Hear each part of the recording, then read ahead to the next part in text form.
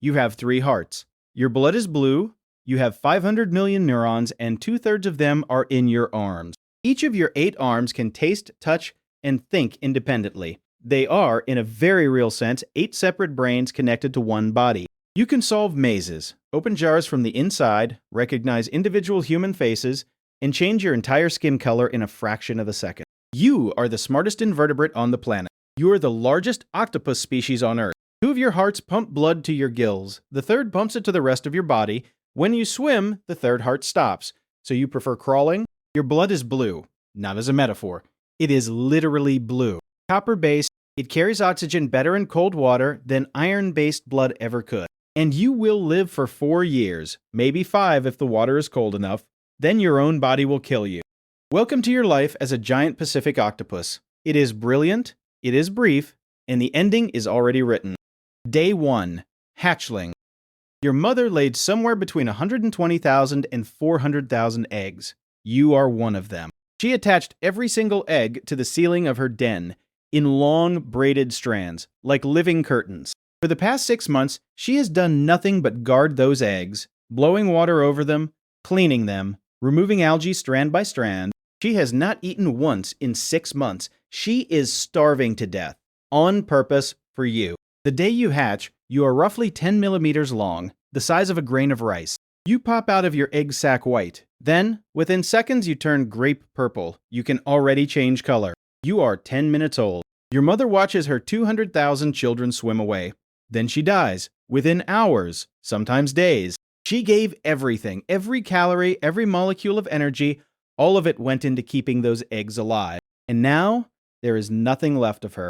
You will never know her. Octopuses do not raise their young.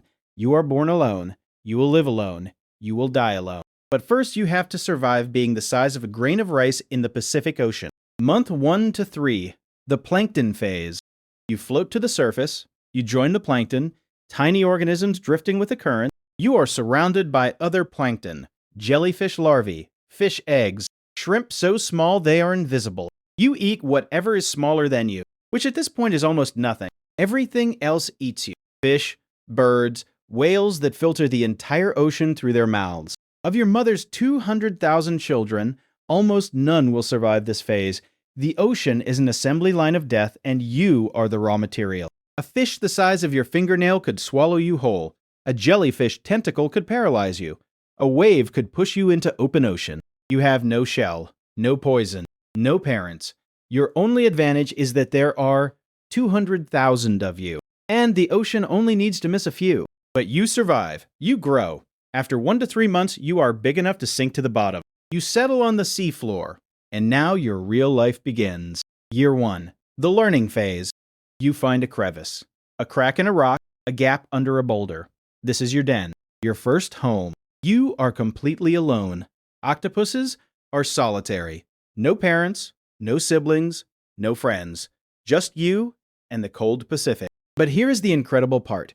Nobody teaches you anything, and you learn everything. You learn to hunt by trial and error. Crabs, shrimp, clams, you grab them with your arms and crack their shells with your beak. For clams that won't open, you drill a tiny hole in the shell, you secrete acid to dissolve it, then scrape with your tongue. It takes patience.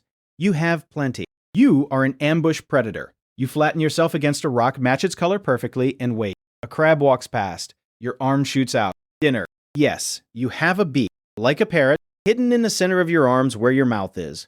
It is the only hard part of your entire body, which means you can squeeze through any gap wider than that beak. You are basically a sentient liquid with a beak. You learn camouflage. Thousands of cells in your skin called chromatophores expand and contract in milliseconds. You can match the color of a rock, the texture of coral, the pattern of sand, in less than a second. Researchers have watched octopuses disappear while staring directly at them.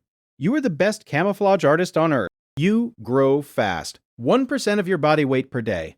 Within a year, you are several feet long. Your predators include sharks, seals, halibut, and lingcod. Your defense is to become invisible, or to jet away backward using your siphon like a rocket engine, or to squirt a cloud of ink into the water and vanish while your attacker bites a dark cloud of nothing. You have no skeleton, no shell, no armor. Your ancestors lost their shells over 100 million years ago. Bad trade, you think. But losing the shell forced you to evolve something better: a brain, camouflage, speed, the ability to outthink anything that wants to eat you. You can regenerate a lost arm. If a seal bites one off, you grow it back. Nerves, suckers, everything good as new in a few months. Year 2 to 3, the genius years. You are now the largest octopus species on Earth. Your arm span reaches 5 meters. You weigh over 20 kilograms. Each arm has up to 250 suckers. Each sucker can taste and grip independently. You are touching, tasting, and thinking with 2,000 sensors at once. In aquariums, octopuses like you have unscrewed child-proof jars from the inside to get food. One octopus escaped its tank every night, crawled to the neighboring tank, ate the fish, climbed back, and closed the lid. Nobody knew for weeks. Another octopus short-circuited an aquarium light by squirting water at it, repeatedly, because it was annoyed by the brightness. At the Seattle Aquarium, keepers give octopuses names, not because it is cute, because each octopus has a distinct personality: shy, aggressive, playful, curious, lazy. One was named Leisure Suit Larry because he kept reaching out of his tank to touch every person who walked by. You can recognize individual human faces. In experiments, octopuses treated a nice keeper differently from a mean one, even when both wore identical uniforms. You have 500 million neurons. A dog has 530 million. You are roughly as smart as a dog, except you have no bones and you are related to snails. Evolution usually produces intelligence in social animals: wolves, dolphins, primates, animals that live in groups and need to cooperate. You are completely solitary. You never cooperate with anything. You evolved genius in total isolation. Nobody knows why. In the wild, you build dens. You arrange rocks and shells into walls and doors. You create architecture with your arms on the seafloor. You are an alien intelligence living on this planet, and nobody gave you enough time to use it. Year 3 to 4, mating, the beginning of the end.